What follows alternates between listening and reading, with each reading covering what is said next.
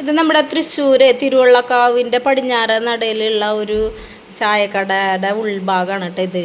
ഇവിടെ എല്ലാ പണ്ട് മുതലേ ഉള്ള നമ്മുടെ ആനകളുടെ പടവും അവരുടെ പേരും എല്ലാം അടങ്ങിയിട്ടുള്ള ഒരു ചായക്കടയാണ് കേട്ടോ. ചെറിയൊരു കടയാണ്, പക്ഷെ ആ കടയുടെ 4 ഭാഗവും ചുമര് കാണാൻ പറ്റില്ല.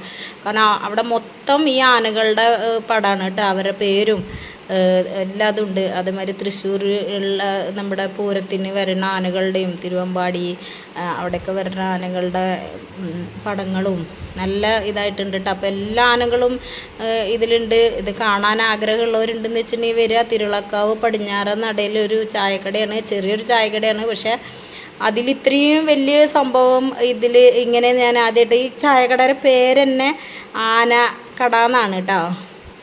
അപ്പോൾ അവിടുത്തെ ഈ ആനയോട് കൂടുതൽ ഈ ചേട്ടന് നല്ല ഇഷ്ടം ഉള്ളത് കൊണ്ടായിരിക്കണം ഇങ്ങനെ ചെയ്തിട്ടുള്ളത്.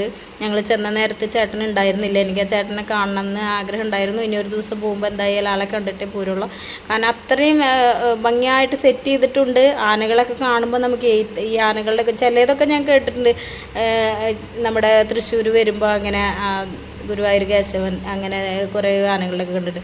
അപ്പോൾ നമ്മുടെ ജയറാമേട്ടനൊക്കെ ഈ ആനകളെ നല്ല ഇഷ്ടമുള്ള ആളാണല്ലോ.